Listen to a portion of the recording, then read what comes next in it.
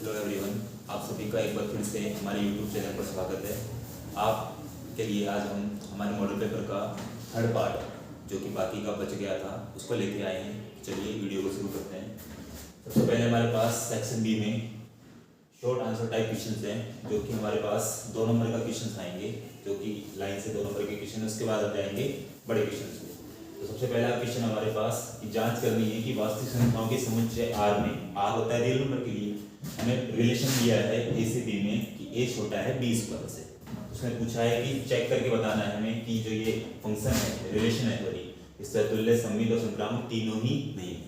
और जब तीनों ही नहीं है तो हम क्या करेंगे, हम इसका एग्जाम्पल देंगे। और अगर तीनों होते तो हम इसका प्रूफ देते, हम इसका एग्जाम्पल देंगे। एग्जाम्पल के लिए सबसे पहले रिलेशन को लिखते हैं।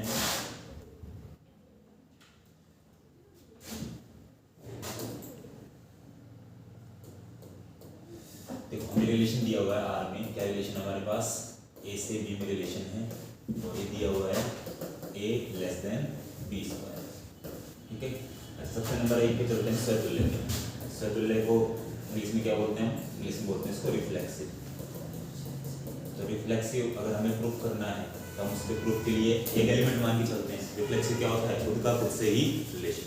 लेकिन अगर हमें चेक करके बताना है कि ये नहीं है, नहीं के लिए हम क्या करेंगे, एग्जाम्पल। एग्जाम्पल के लिए कोई भी ऐसा एलिमेंट सोचो जिसका खुद का खुद से रिलेशन नहीं होगा। जैसे हम ले लेते हैं, सबसे पहले हम यहाँ पे एक एलिमेंट लेते हैं। लेट किया हमने एलिमेंट ए एलिमेंट किसमें बिलोंग करेगा, ए एलिमेंट बिलोंग करेगा इसमें आर, इसमें क्या दिया हमें आर, तो आर में बिलोंग करेगी, ठीक है। अब ए का कोई भी एलिमेंट लो, ए का हमने एलिमेंट ले लिया, मान लो 1/2, ए का मान हमने 1/2 ले लिया। क्या 1/2 है वो 1/2 के स्क्वायर से छोटा है? नहीं है। 1/2 तो बड़ा होता है क्योंकि ये कितना आएगा 1/4, ये 1/2 देगा हमें, लेकिन ये कितना देगा 1/4 देगा, और ये इससे छोटा नहीं है। और नहीं है तो हम क्या बोलेंगे, ए का ए से रिलेशन पॉसिबल नहीं है। तो a does not belongs to R, इसका मतलब स्वतुल्य तो नहीं है, स्वतुल्य नहीं है। इसके बाद हम किस पे चलते हैं, इसके बाद हम चलते हैं सममित पे। सममित के लिए क्या करते हैं, देखो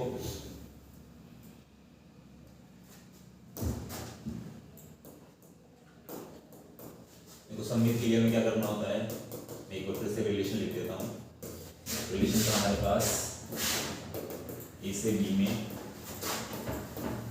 ए लेस देन बी, ये रिलेशन था हमारे पास, ठीक है। अच्छा, सममित के लिए हमें 2 एलिमेंट लेने होते हैं। हम दोनों एलिमेंट ले रहे हैं, एक ले रहा हूँ ए, एक ले रहा हूँ बी, और दोनों किस में बिलोंग करेंगे, हमारे आर सेट में बिलोंग करेंगे।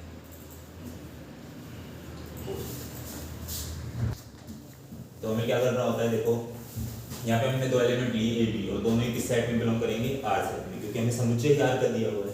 लेकिन उसने बोला है कि सममित नहीं होना चाहिए, हमें एक ऐसा एग्जांपल देना पड़ेगा। देखो हमें पता है कि A B belongs to R, A B belongs to R का मीनिंग क्या है रिलेशन में, ए लेस देन है बी स्क्वायर से। क्या हम लिख सकते हैं ऐसा कि B less than A square से होगा? ऐसा होगा क्या? अगर ऐसा होगा तो हम बोल देंगे कि बी का रिलेशन भी किससे है, ए से है। लेकिन अगर ऐसा नहीं है तो हमें उसका एग्जाम्पल देना पड़ेगा। एग्जाम्पल हम यहाँ पे दे देते हैं। देखो जैसे मान लो मैंने ए का मान ले लिया 1 और बी का मान ले लिया 2, तो 1 तो 2 के स्क्वायर से छोटा है, लेकिन क्या 2 1 के स्क्वायर से छोटा होगा? 1 के स्क्वायर से छोटा तो 2 कभी भी नहीं होगा, ये पॉसिबल ही नहीं है। इसका मतलब ए बी के स्क्वायर से छोटा है, लेकिन बी ए के स्क्वायर से छोटा नहीं होगा। और ये नहीं होगा तो क्या बोलेंगे कि B A does not belongs to R, ये आर में बिलोंग नहीं करेगा। तो अतः संबंध हमारा कैसा है, संबंध सममित भी नहीं है, सममित नहीं है। इसके बाद हम चलेंगे किस पे, इसके बाद चलेंगे संक्रामक पे। संक्रामक, संक्रामक को इंग्लिश में क्या कहते हैं हम, ट्रांजिटिव। और ये वाला पर वाले को हम क्या बोलते हैं, सिमेट्रिक, इसको हम बोलते हैं सिमेट्रिक, ठीक है। अच्छा, ट्रांजिटिव वाले पे चलते हैं। ट्रांजिटिव के लिए हमें 3 एलिमेंट लेने होते हैं। तीनों एलिमेंट लेने हम, एक ले रहे हैं ए, एक ले रहे हैं बी, एक ले रहे हैं सी, और तीनों किस में बिलोंग करेंगे, सेट हमारे आर वाले सेट में, ठीक है। अच्छा, इसके लिए रिलेशन क्या होता है, रिलेशन होता है कि अगर ए का बी से रिलेशन है और साथ ही बी का सी से रिलेशन, तो इन दोनों का रिलेशन ए का सी के साथ भी होना चाहिए, तो हम इसको बोलते हैं ट्रांजिटिव। लेकिन अगर इन दोनों का रिलेशन से ये नहीं आ पा रहा तो हम बोलेंगे कि ट्रांजिटिव नहीं है। अब उसने तो हमें बोला है कि ये नहीं आना चाहिए, तो हम चेक करके लेने के लिए हमें हमारे पास ऐसा एग्जाम्पल होना चाहिए। तो A B belongs to R and P C belongs to R. इसको हम क्या लिख सकते हैं, इसको हम लिख सकते हैं कि a छोटा है b स्क्वायर से और साथ ही b छोटा है c स्क्वायर से। ठीक है। अच्छा, एक ऐसा एग्जांपल हमें लेना पड़ेगा जिसके लिए ये प्रूफ हो जाए, ये प्रूफ हो जाए, लेकिन इन दोनों से a छोटा ना हो c स्क्वायर से, ऐसा हमें लेके आना है। अगर हम ऐसा ले आएंगे तो हम क्या बोलेंगे, हम बोलेंगे कि AC does not belongs to R, क्योंकि इसने क्वेश्चन में बोला है कि ना स्वतुल्य, ना सममित, ना संक्रमण। तो हमें इसका भी एग्जांपल लेना पड़ेगा। तो कोई भी हम वैल्यू ले सकते हैं R में, तो पॉजिटिव, नेगेटिव, फ्रैक्शन वाली, रूट वाली, कोई भी नंबर ले सकते हैं। ऐसे नंबर लेने हैं BC की वैल्यू a b स्क्वायर छोटा हो, b c स्क्वायर छोटा हो, लेकिन a c स्क्वायर से छोटा ना हो। ठीक है। तो हम बोल देंगे कि AC does not belongs to R। तो R क्या है, हमारे पास रिलेशन है R इज नॉट ट्रांजिटिव, मतलब ट्रांजिटिव नहीं है, संक्रामक। ये हो गया हमारा क्वेश्चन सॉल्व। इसके बाद हम वापस चलते हैं क्वेश्चन पे।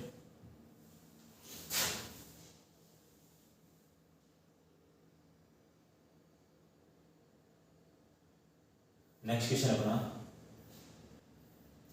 क्वेश्चन नंबर 5 है। उसमें दिया है कि a का मान ये है, सत्यापित कीजिए कि a डैश डैश है, ये यहाँ पे मिसप्रिंट हो रखा है, इसमें ये में दिया हुआ है dash dash dash a dash equal to 1, मतलब a का a के ट्रांसपोज के साथ क्या होगा, मल्टीप्लाई 1 के बराबर होगा। तो हमें a का a के साथ ट्रांसपोज करना है, तो करते हैं। देखो सॉल्व इसको। देखो a हमारे पास क्या है, a हमारे पास है cos alpha sine alpha minus sine alpha और साथ में फिर से कोस अल्फा, ये हमारे पास ये दिया हुआ है। अब इसका डैश निकालते हैं सबसे पहले। तो ए डैश क्या होगा, ए डैश क्या होता है, ट्रांसपोज में क्या करते हैं, हम रो को बना देते हैं कॉलम और कॉलम को बना देते हैं रो। तो पहले रो को कॉलम में लिखेंगे, तो कोस अल्फा यहाँ से हो गया ये साइन अल्फा। अब दूसरी रो को दूसरे कॉलम में लिखेंगे, यहाँ से माइनस साइन अल्फा, यहाँ से वापस से कोस अल्फा। ठीक है। अब इन दोनों को मल्टीप्लाई करते हैं, ए का मल्टीप्लाई ए डैश से। तो पहले लिखेंगे कोस अल्फा, यहाँ से लिखेंगे sine alpha, minus sine alpha और कोस अल्फा। ये तो a हो गया। इसका मल्टीप्लाई a डैश से कर रहे हैं, a डैश लिख लो cos alpha minus sine alpha, यहाँ से साइन अल्फा और यहाँ से कोस अल्फा। मल्टीप्लाई कैसे करते हैं, मल्टीप्लाई करने के लिए रो का मल्टीप्लाई होता है कॉलम से। ठीक है। देखो पहले एलिमेंट का मल्टीप्लाई पहले से करेंगे, तो कोस का कोस से करेंगे तो क्या आएगा, कोस स्क्वायर अल्फा। तो साइन का साइन से करेंगे तो साइन स्क्वायर अल्फा, ये होगा। इसके बाद फर्स्ट रो का फर्स्ट कॉलम से कर चुके, अब सेकंड कॉलम से करेंगे, इस वाले कॉलम से। कोस का साइन से करेंगे तो minus sine alpha cos alpha. इसके बाद साइन को कोस से करेंगे तो प्लस साइन अल्फा साथ में कोस अल्फा। फर्स्ट रो का दोनों कॉलम से हो चुका, अब सेकंड रो का करेंगे, सेकंड रो का फर्स्ट कॉलम से। तो माइनस साइन अल्फा का कोस अल्फा से करेंगे, माइनस साइन अल्फा साथ में cos alpha, plus cos alpha का साइन अल्फा से करेंगे तो कोस अल्फा के साथ साइन अल्फा। इसी तरह माइनस साइन का माइनस साइन से करेंगे तो प्लस का साइन स्क्वायर अल्फा, और कोस अल्फा से करेंगे तो कोस स्क्वायर अल्फा। अब देखो ये प्लस का ये माइनस का कैंसिल आउट, ये माइनस प्लस का भी cancel out. Sine square alpha plus cos square alpha दोनों की वैल्यू कितनी होगी, 1। तो इसको लिख सकते हैं 1 0 0 1। और ये क्या हमारे पास है, हमारे पास है इकाई मैट्रिक्स। तो हमारे पास क्या आ गया, a डैश इक्वल टू, ये इकाई मैट्रिक्स है आई, तो a डैश इक्वल टू आई। ठीक है। इसके बाद चलते हैं नेक्स्ट क्वेश्चन पे।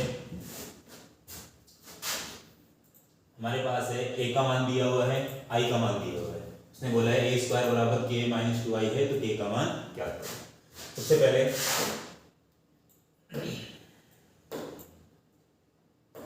देखो हमें दिया हुआ है a स्क्वायर बराबर ka माइनस 2i। अच्छा k का मान निकालना है k का, तो सबसे पहले k को तो हम एक साइड रखते हैं, 2i को उसके साथ भेजते हैं a स्क्वायर के साथ, तो a स्क्वायर के साथ 2i जाएगा तो पॉजिटिव हो जाएगा। अब हमें k की वैल्यू निकालनी है, सबसे पहले a स्क्वायर की वैल्यू फाइंड करते हैं। देखो a क्या है हमारे पास, a है 3 - 2 4 - 2, इसका स्क्वायर करना है, इसका मतलब इसका मल्टीप्लाई इसी के साथ करना है। दोबारा से लिख देते हैं, तो a स्क्वायर की वैल्यू क्या निकल के आई, देखो 3 का 3 से 9 - 2 का 4 से -8, उसके बाद 3 का -2 से -6 -2 का -2 से +4, 4 का 3 से 12 -2 का 4 से -8, 4 का -2 से -8 -2 का -2 से +4। यहाँ से वैल्यू क्या निकल के आ रही है, देखो 1, यहाँ से आ गया -2, यहाँ से आ गया 4, यहाँ से आ गया -4। ये तो a स्क्वायर की वैल्यू होगी, a स्क्वायर की वैल्यू डाल देते हैं 1 - 2 4 -4 प्लस i को 2 से मल्टीप्लाई करेंगे, तो यहाँ 2 लगाएंगे हम आगे, यहाँ पे हमें 2 लगाना पड़ेगा, और 2 से मल्टीप्लाई करेंगे तो सभी को 2 से मल्टीप्लाई करना पड़ेगा। तो 2i की वैल्यू क्या हो जाएगी हमारे पास 2i की वैल्यू हो जाएगी 2 0 0 2। इधर a को k से मल्टीप्लाई करें तो यहाँ पे k से मल्टीप्लाई करेंगे तो सभी को k से करना पड़ेगा। तो k से मल्टीप्लाई करने में क्या बनेगा 3k, ये बनेगा -2k, इसके बाद ये बनेगा 4k और ये बनेगा -2। तो कंपेयर करें, इधर तो हमारे पास है 3k -2k 4k -2k। इधर देखो क्या क्या बन रहा है, 1 और 2 मिलके क्या देगा 3, -2 और 0 मिलके क्या देगा -2, 4 और 0 मिलके क्या देगा 4, -4 और 2 मिलके क्या देगा -2। देखो कंपेयर करो, 3k को 3 से करो तब भी k की वैल्यू कितनी आएगी 1, -2k को -2 से करो तब भी k की वैल्यू कितनी आएगी 1, 4k को 4 से करो तब भी k की वैल्यू कितनी आएगी 1। तो किसी भी एलिमेंट को हम कंपेयर कर सकते हैं। यहाँ से हमारे पास k की वैल्यू कितनी निकल के आ रही है 1, तो हमारा आंसर हो जाएगा k = 1। इसके बाद चलते हैं नेक्स्ट क्वेश्चन पे।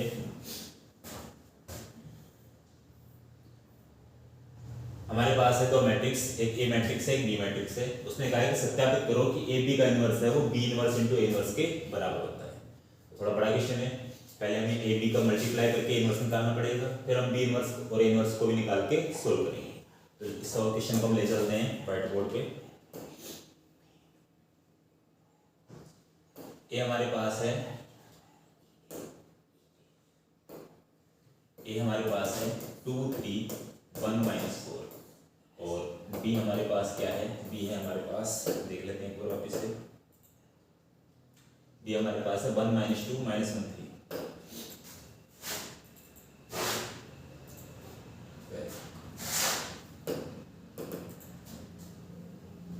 फिर उसको यहीं पे सोल्व करते हैं।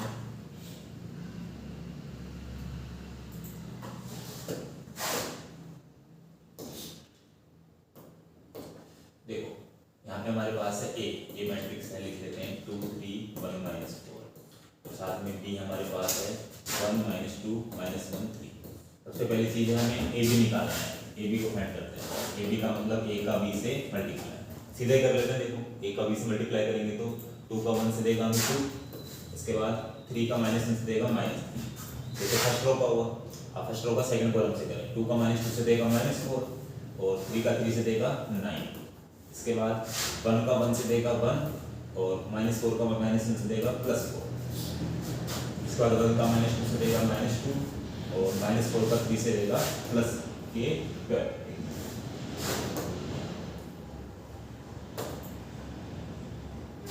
1 का -2 से -2 हो गया और -4 का 3 से होगा -12। यहाँ से ए बी की वैल्यू क्या निकल गई है हमारे पास, देखो यहाँ से आ गया -1, यहाँ से आ गया 5, यहाँ से आ गया 5 और यहाँ से आ गया -40। ये हमारे पास क्या हो गया ए बी हो गया। अब ए बी का इनवर्स फाइंड करना है, और किसी का भी इनवर्स फाइंड करने के लिए फॉर्मूला होता है उसका एडजॉइंट निकालना पड़ेगा और कोने में उसका डिटरमिनेंट निकालना पड़ेगा। एडजॉइंट कैसे निकालते हैं, एडजॉइंट निकालने के लिए पहले हमें सेकंड निकालने पड़ते हैं। सेकंड निकालने के बाद हम उसका क्या करते हैं ट्रांसपोज, तो सभी का हम सेकंड निकाल लेते हैं। तो ए बी के सभी के सेकंड निकालता हूँ। देखो -1 का सेकंड निकालेंगे कितना आएगा -40, यहाँ से हो गया -40। 5 का सेकंड निकालेंगे कितना आएगा 5, उसका इस 5 का सेकंड निकालेंगे तो ये भी आएगा 5 और -14 का सेकंड निकालेंगे कितना आएगा -1। साइन भी चेंज करने होते हैं, ये प्लस का होता है ये माइनस का, तो साइन चेंज, ये माइनस का तो साइन चेंज, ये प्लस का तो कोई साइन चेंज नहीं, प्लस का मतलब कोई साइन चेंज नहीं, माइनस का मतलब साइन चेंज करते हैं। लास्ट में इसका क्या करते हैं हम ट्रांसपोज, ये हो गया -14 -5 -5 -1। देखो ट्रांसपोज करने में कोई भी चेंज नहीं है। अभी अपने साथ में क्या चाहिए, एक का डिटरमिनेंट भी चाहिए, तो एक का डिटरमिनेंट निकालते हैं। तो ये फॉर्मूला ए इनवर्स का है ना, तो ये देखो ए बी इनवर्स का बनेगा, तो इसको हम क्या लिखें, हम लिख लेते हैं ए बी का इनवर्स बराबर adjoint of A B upon में मैग्नीट्यूड इसका लेना है ए बी का। तो ए बी का मैग्नीट्यूड निकालते हैं इसका खुद का, इसका मैग्नीट्यूड निकालें क्या आएगा। देखो ए बी का मैग्नीट्यूड हमारे पास आएगा, यहाँ से इसको सोल्व करें तो -1 का -14 से क्या देगा मल्टीप्लाई 40 -5 का 5 से क्या देगा 20, ये हो गया माइनस के कितने 11। तो हमारे पास ए बी का इनवर्स आ गया -1/11 के साथ में -14 -5, यहाँ से फिर से -5, यहाँ से माइनस, ये तो अभी एक साइड आई है केवल ए बी का इनवर्स आया हमारे पास।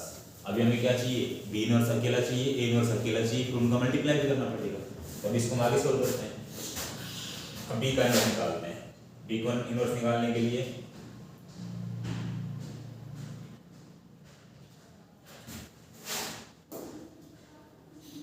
तो इस वैल्यू में थोड़ा सा ऊपर ले जाते हैं, ये हमारे पास जगह की कमी,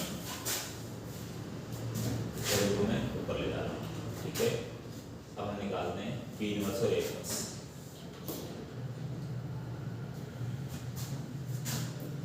देखो बी इनवर्स निकालने के लिए हमें बी का एडजॉइंट निकालना पड़ेगा और बी का डिटरमिनेंट निकालना पड़ेगा। अब बी हमारे पास ये, इसका एडजॉइंट निकालना है। एडजॉइंट क्या होगा, डायरेक्ट निकाल लेते हैं। 1 का कितना होगा 3, -2 का कितना होगा -1 का -2 और 3 का कितना होगा 1। लास्ट में साइन चेंज करना पड़ेगा। ये पॉजिटिव होता है, ये नेगेटिव होता है, साइन चेंज होगा। ये नेगेटिव होता है, साइन चेंज होगा। ये पॉजिटिव होता है, इसका कोई साइन चेंज नहीं होगा। लास्ट में हम क्या करते हैं, इसका ट्रांसपोज करेंगे तो 3 1 2 1, ये हमारे पास आ गया एडजॉइंट ऑफ बी। लेकिन हमें क्या चाहिए, बी का डिटरमिनेंट भी चाहिए। डिटरमिनेंट निकाल लेते हैं बी का। देखो डिटरमिनेंट निकालने के लिए इसको डिटरमिनेंट में चेंज करते हैं।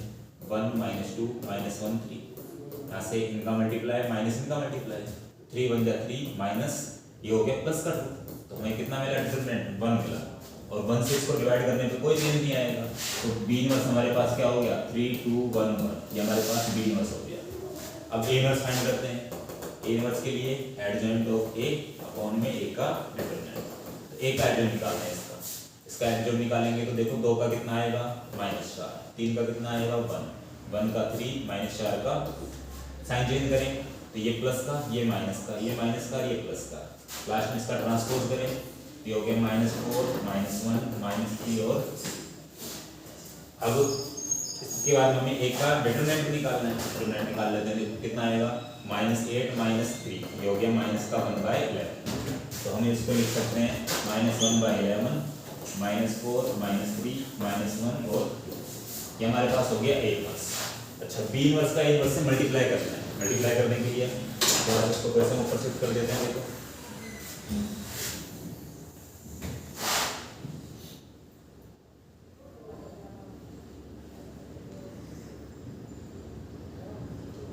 3 2 1 है ना, बी इनवर्स के वैल्यू क्या हमारे पास 3 2 1। बी इनवर्स के वैल्यू लिख लेते हैं, B inverse into A inverse बराबर, तो बी इनवर्स के वैल्यू लिखने के लिए मैं कलर चेंज कर लेते हैं।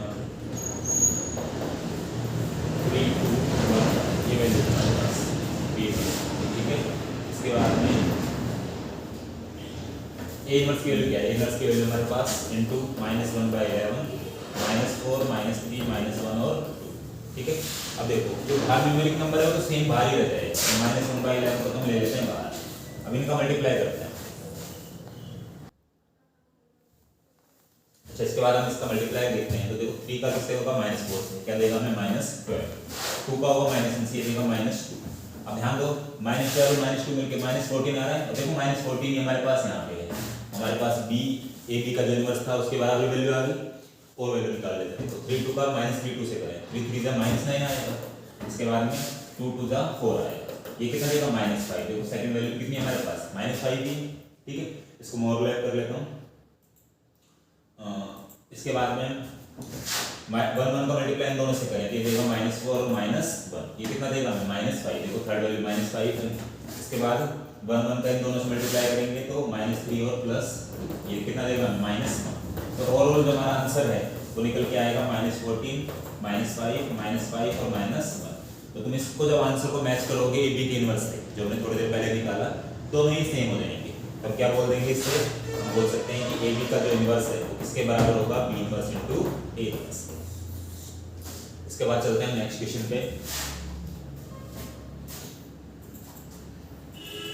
इसने बोला है कि k का मान हमें ज्ञात करना है, जिसके लिए फंक्शन ये है हमारे पास, और 5 पे ये कहता है संतत है। संतत कब होता है, संतत जब होता है जब हमारे पास left hand limit, right hand limit और फंक्शन की वैल्यू तीनों क्या हो बराबर।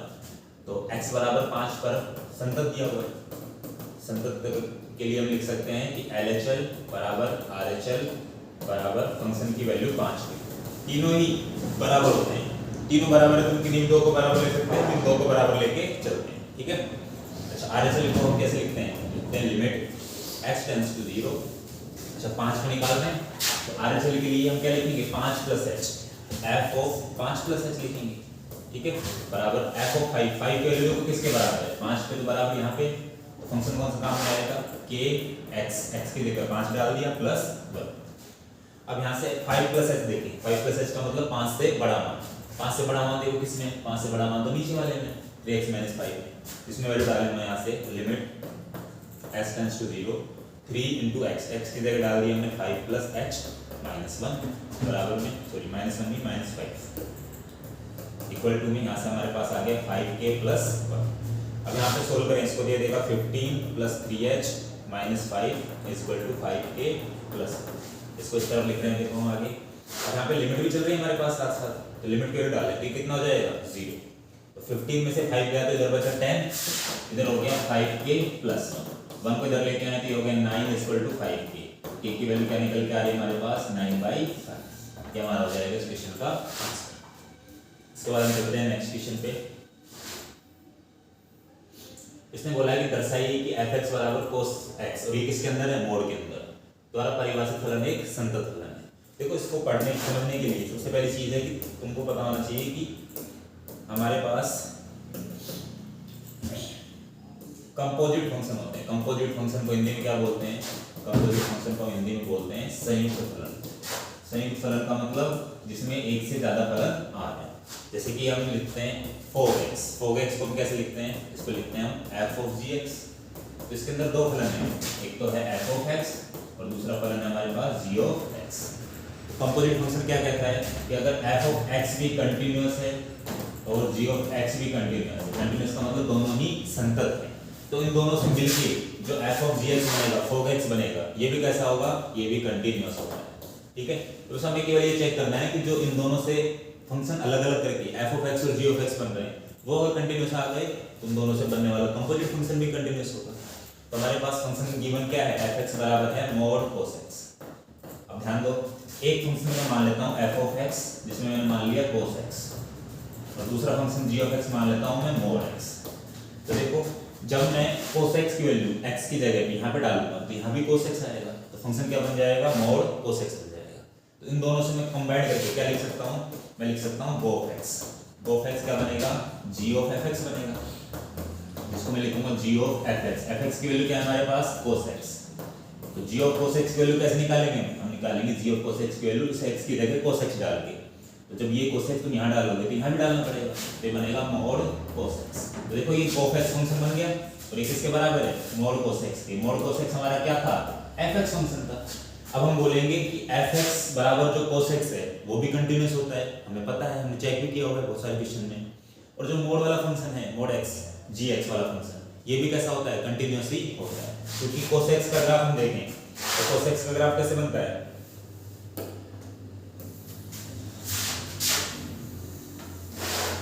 cos x का ग्राफ बनता है कैसे, देखो हम cos x का ग्राफ बनाएं, इसका ग्राफ चलता है इस तरह से, ये हमारा 0 से वैल्यू आती है ऊपर से और इस तरह से लगातार चलती रहती है, इधर भी कंटिन्यूअस चलता रहता है। अगर हम इसको आगे बढ़ाएं तो ये कंटिन्यूअस ही चलेगा, कहीं भी टूटेगा नहीं। तो cos x क्या है, cos x है कंटिन्यूअस मतलब संतत।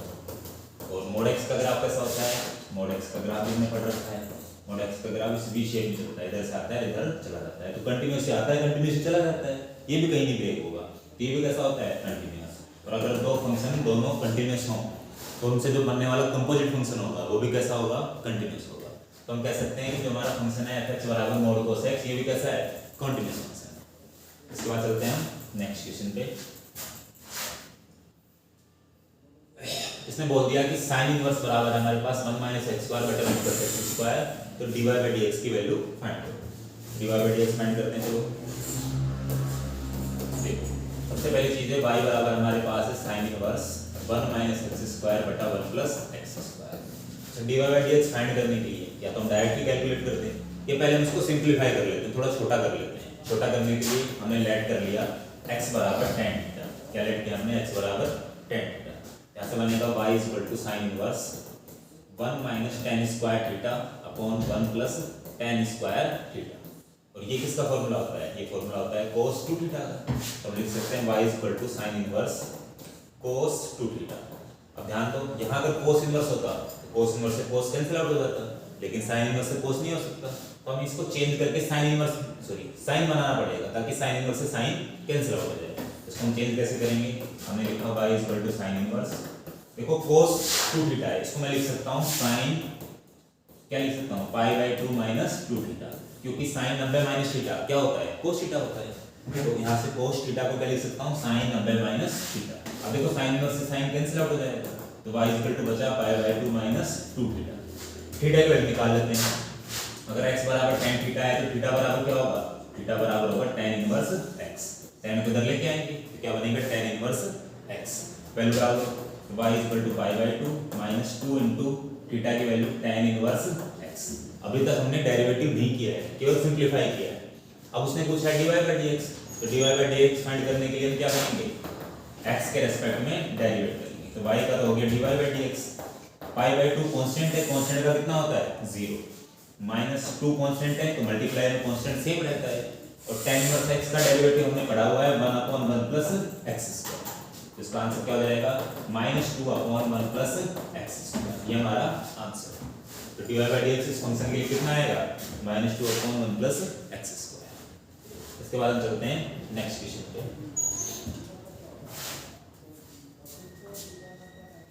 क्वेश्चन हमारे पास हमें शो करना है कि जो ये फंक्शन गिवन है ये r में, r क्या है रियल नंबर पर एक वर्धमान फलन है।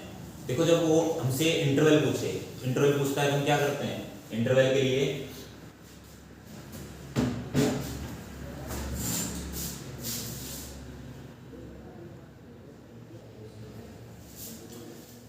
देखिए लेके चलते हैं फंक्शन को। सबसे पहले फंक्शन हमारे पास f ऑफ x बराबर x cube minus 3x square plus 4x। अच्छा जब इंटरवल पूछेगा हमसे तो हम क्या करेंगे, f डैश x निकाल के उसको 0 के बराबर रखेंगे, तो वहां से मिलेंगे क्रिटिकल पॉइंट्स। क्रिटिकल पॉइंट्स को हमें नंबर लाइन पे शो करना होगा। उसके बाद जितने भी इंटरवल बनेंगे हर इंटरवल में हम बताएंगे कौन सा इंक्रीजिंग है कौन सा डिक्रीजिंग है। लेकिन यहाँ पे उसने प्रूफ करवाया है, प्रूफ करने के लिए हमें क्या करना होगा, हमें f डैश x फाइंड करना होगा, f डैश x को ही बताना होगा कि वो वर्धमान है तो क्यों है, राशिमान है तो क्यों। f डैश x फाइंड करने के लिए इसका अवकलन करेंगे x के सापेक्ष, x क्यूब का हो गया 3x स्क्वायर, 3x स्क्वायर का हो गया 6x और 4x का हो गया 4। अब ये हमारे पास क्या है, ये क्वाड्रेटिक इक्वेशन है, इसके हम टुकड़े कर सकते हैं। टुकड़े कैसे करें, देखो इसको लिखूंगा 3x square minus 6x plus 4 को क्या लिख सकता हूँ +1 और +3 लिख सकता हूँ साथ में। अब देखो यहाँ से अगर तुम 3 कॉमन लेना चाहो क्या बनेगा, x स्क्वायर माइनस 2x और इसमें से 3 कॉमन ले लो +1, ये +1 हमने बाहर रखा, इसमें से हमने कॉमन नहीं लिया, तो ये क्या बन गया, ये बन गया 3 × x - 1 का होल स्क्वायर प्लस ये हमारा f ऑफ x निकल के आया। अब उसने बोला है कि फलन कैसा होना चाहिए, वर्धमान। वर्धमान के लिए कंडीशन क्या होती है, f डैश x हमें प्रूव करना होता है ग्रेटर देन 0। अब ये 0 से बड़ा कैसे है ये हमें बताना है, तो हम लिखेंगे कि f डैश x यहाँ पे क्या है, f डैश x है वो 0 से बड़ा है, क्यों है, देखो यहाँ पे ये वैल्यू निकल के आई, तो इसमें x - 1 का होल स्क्वायर ये ऑलवेज ग्रेटर देन 0 होगा, क्योंकि स्क्वायर हमेशा क्या होता है पॉजिटिव। तो यहाँ लिख दोगे because square gives positive value, हमेशा पॉजिटिव वैल्यू मिलती है इससे हमें, ठीक है। तो x - 1 का होल स्क्वायर पॉजिटिव वैल्यू देगा, उसमें 3 से मल्टीप्लाई करेंगे तो पॉजिटिव वैल्यू और बढ़ जाएगी, फिर +1 करेंगे तो और बढ़ जाएगी, तो ओवरऑल जो आंसर आएगा वो क्या आएगा, ग्रेटर देन 0 ही आएगा। हम क्या कह सकते हैं कि हमारा जो फंक्शन है वो ग्रेटर देन 0 है f डैश x, और ग्रेटर देन 0 के लिए हमारा आंसर क्या होता है, वर्धमान। हम लिख देंगे अतः जो फलन है हमारा वो कैसा होगा, r में वर्धमान, ठीक है। इसके बाद चलते हैं नेक्स्ट क्वेश्चन पे। क्वेश्चन है integration of 1/1 plus cot x, इसका हमें इंटीग्रेट करना है। देखो इंटीग्रेशन थोड़ा बड़ा है, ध्यान से करते हैं।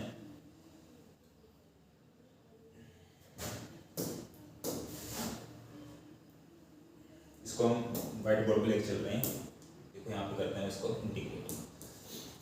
क्वेश्चन हमारे पास 1/1 प्लस cot x। अब देखो cot x को सबसे पहले हम क्या लिख सकते हैं, हम लिख सकते हैं इसको 1/1 प्लस cot x को लिख सकता हूँ मैं cos x बटा sin x, ठीक है। यहाँ पे अपॉन 1 लगाऊं तो एलसीएम क्या आएगा, sin x आएगा, इसको हम लिखेंगे इंटीग्रेशन 1/sin x हो गया हमारा एलसीएम, ये हो गया sin x ऊपर प्लस में cos x उसके साथ में, ये sin x कहाँ जाएगा ऊपर, ये बन गया sin x upon sin x plus cos x। अच्छा इंटीग्रेट करने के लिए हमने 2 से मल्टीप्लाई किया, 2 से कर दिया डिवाइड, ठीक है। यहाँ से 1/2 देखो 2 sin x को क्या लिख सकता हूँ, 2 sin x को लिख सकता हूँ sin x plus sin x अलग अलग, ठीक है। और साइन के साथ में अलग अलग हमने लिखा है तो इसमें हम प्लस कोस और माइनस कोस करेंगे अपनी तरफ से। अगर यहाँ पे 2 sin x की जगह 2 cos x आता तो हम cos प्लस कोस लिखते और उसके साथ हम करते प्लस साइन और माइनस साइन। ये क्यों कर रहे हैं ये अगले स्टेप में बताएंगे।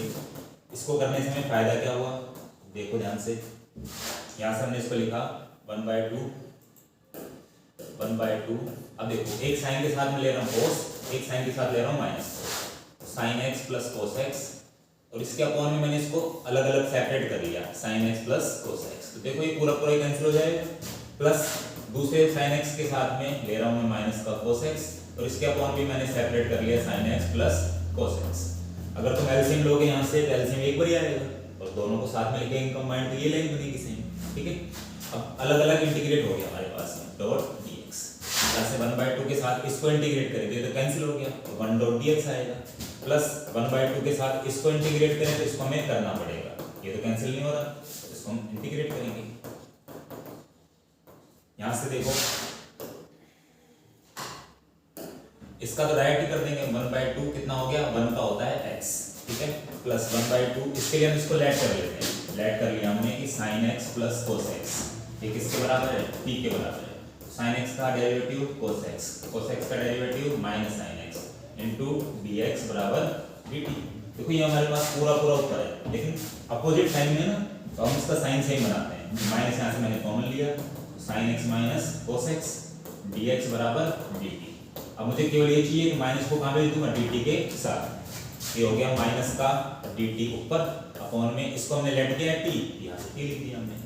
अब इंटीग्रेट करते हैं, ये हो गया x/2 माइनस को बाहर लाएंगे 1/2 1/t का क्या होता है इंटीग्रेशन log t प्लस में क्या आता है लास्ट में c, यहाँ से x/2 माइनस 1/2 t की वैल्यू डाल देते हैं, ये हमने क्या लेट किया था sin x plus cos x, तो sin x plus cos x और लास्ट में प्लस c, ये हो गया हमारा आंसर। ये 1/1 प्लस cot x का आंसर होगा। क्वेश्चन हमें इस तरह से दे सकता है कि 1/1 प्लस tan x, तो सारा प्रोसेस सेम रहेगा, tan x आने पर sin अपॉन cos भी चेंज होगा तो cos ऊपर जाएगा, 2 से मल्टीप्लाई 2 से डिवाइड करेंगे, cos प्लस cos में अलग अलग ब्रेक करेंगे, दो जगह cos आएगा तो प्लस साइन और माइनस साइन अपनी तरफ से करेंगे, वापस से सेम फॉर्मूला बनेगा, सेम आंसर आएगा, ठीक है। चलते हैं नेक्स्ट क्वेश्चन पे। नेक्स्ट क्वेश्चन हमारे पास वक्र दिया है y बराबर x², रेखा दी है y बराबर 4, इससे घिरा क्षेत्रफल हमें ज्ञात करना है। सबसे पहले क्षेत्रफल निकालने के लिए हमें डायग्राम प्लॉट करना आना चाहिए, डायग्राम प्लॉट करते हैं। देखो सबसे पहले y बराबर x², देखो y की पावर 1 है, y बराबर x² में y की पावर 1 है तो ग्राफ कैसा बनेगा y की डायरेक्शन में, ये हमारा ग्राफ हो गया y x²। और y बराबर 4 लाइन कहाँ जाएगी, मान लो ये 1 2 3 4 तो ये y बराबर 4 की लाइन होगी, तो हमें ये वाला एरिया चाहिए, दिख रहा है सभी को, ये हमारा y बराबर 4 के साथ गिरा हुआ एरिया है। अब देखो ये जो एरिया ये सिमेट्रिक है, जो y अक्ष वाली लाइन है ना इससे इधर भी उतना ही है इधर भी उतना ही है, तो हम एक का फाइंड करेंगे उसको कर देंगे डबल।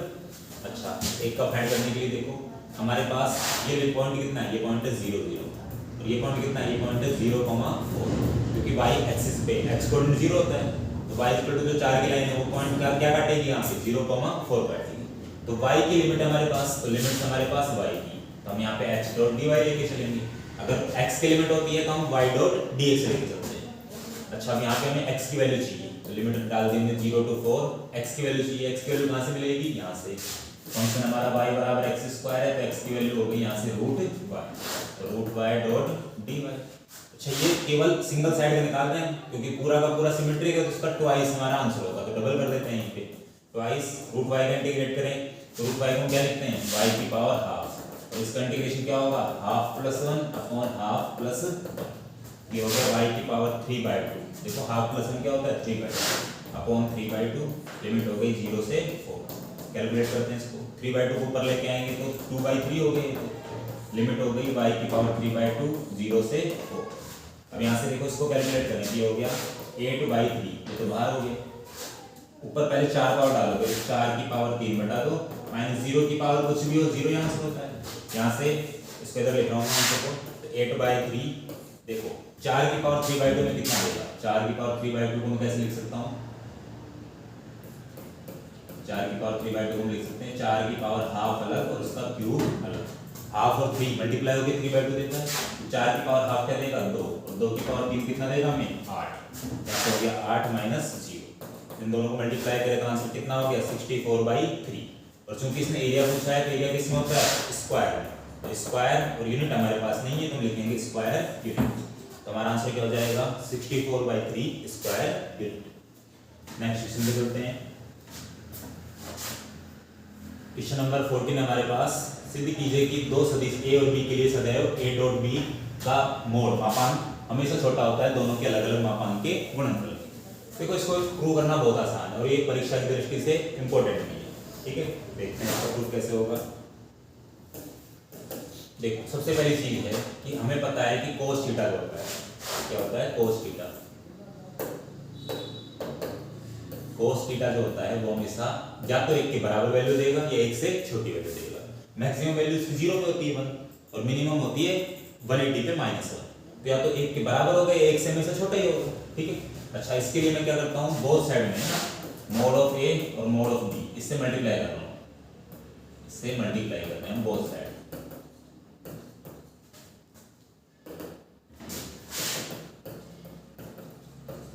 दोनों साइड में मल्टीप्लाई किया तो मल्टीप्लाई करेंगे तो क्या बनेगा mode of a mode of b cos theta इधर हो गया और इधर करेंगे मल्टीप्लाई। तो कोई काम जब एक तरफ करते हैं दूसरी तरफ भी करना पड़ता है हमें, तो मोड ऑफ b से हमने यहाँ पे मल्टीप्लाई किया।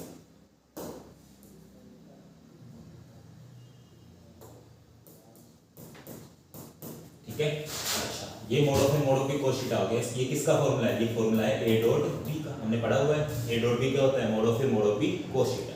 ये छोटा हो गया किससे a के मापांक और b के मापांक दोनों के मोड के मल्टीप्लाई से छोटा हो गया।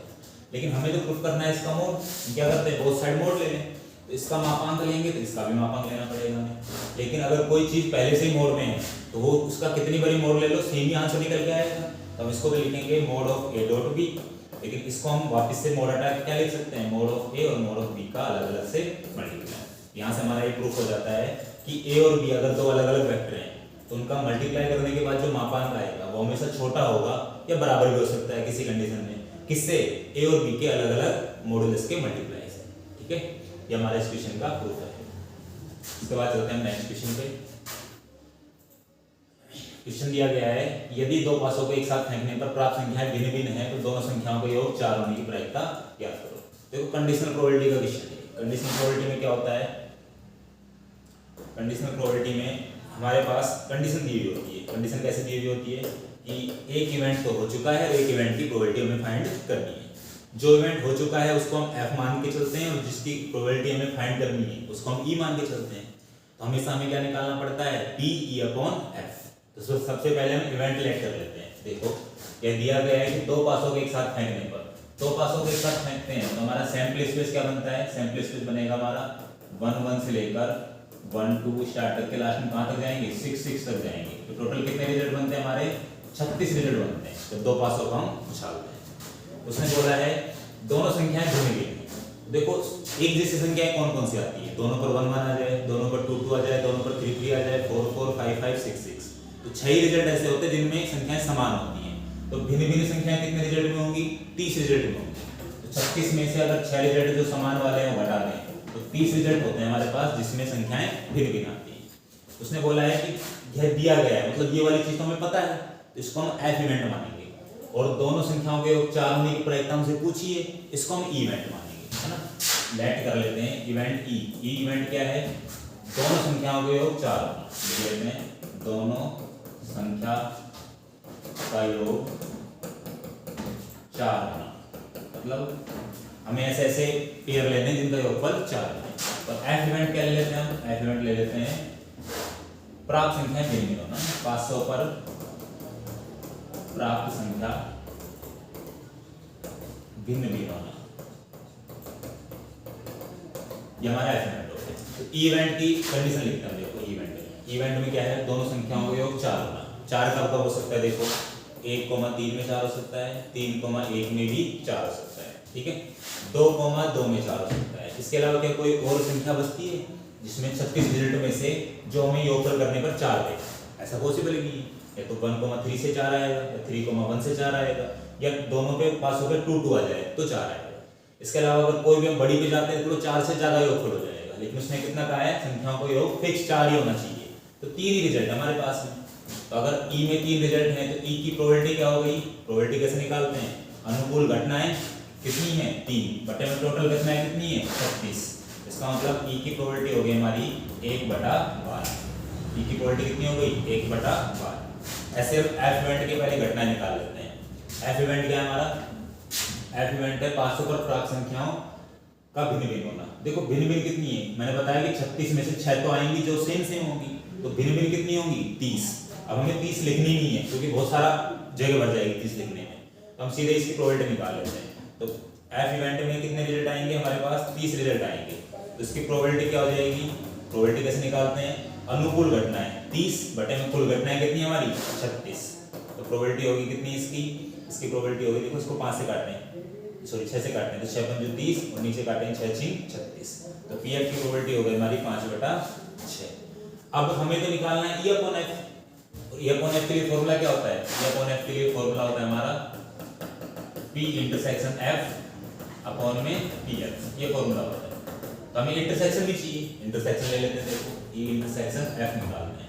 ई इंटरसेक्शन एफ का मतलब ई और एफ रिजल्ट में जो दोनों में कॉमन है, कॉमन क्या है, देखो 1 3 इसमें आएगा, इसमें भी आएगा, क्योंकि ये वाली घटना कौन सी है, दोनों अलग अलग होनी चाहिए, तो 1 3 रिजल्ट आ जाएगा, ठीक है। इसके बाद 3 1 इसमें आएगा, इसमें भी आएगा, बिल्कुल ठीक है। क्या 2 2 इसमें आएगा लेकिन इसमें आएगा, इसमें नहीं आएगा, क्यों नहीं आएगा, क्योंकि एफ इवेंट क्या था हमारा 500 पर प्राप्त संख्या भिन्न भिन्न होना, लेकिन 2 2 में तो दोनों ही सेम है, तो ये वाला इवेंट हम नहीं लेंगे। तो कितने रिजल्ट है हमारे पास रिजल्ट है 2। तो इसकी प्रोबेबिलिटी क्या हो जाएगी, ई इंटरसेक्शन एफ की प्रोबेबिलिटी हो जाएगी हमारी, सॉरी लिखा गया इंटरसेक्शन एफ हो गई, ई इंटरसेक्शन एफ, इसकी प्रोबेबिलिटी क्या हो जाएगी, अनुकूल घटनाएं कितनी हैं 2 हैं, टोटल घटनाएं कितनी, टोटल नंबर ऑफ इवेंट्स कितने हैं 36। तो हमारे पास प्रोबेबिलिटी हो गई 1/80। अब फॉर्मूले में लगाते हैं, फॉर्मूला क्या था, E intersection F upon PF. तो देखो ई इंटरसेक्शन एफ की प्रोबेबिलिटी कितनी आई है 1/80 अपॉन में पीएफ की प्रोबेबिलिटी कितनी है, पीएफ की प्रोबेबिलिटी हमारे पास ये 5/6। कैलकुलेट करते हैं इसको, देखो कलर चेंज कर लेते हैं, 1/18 ऊपर है, नीचे 6/5। कैलकुलेट करें तो 6 3 जा 1/50, आंसर क्या हो जाएगा हमारा 1/50। तो हमारे पास इस इवेंट की प्रोबेबिलिटी कितनी होगी 1/50, ये हमारा आंसर है। इसके बाद चलते हैं नेक्स्ट क्वेश्चन पे। अब हमारे पास सेक्शन सी के बड़े वाले क्वेश्चन,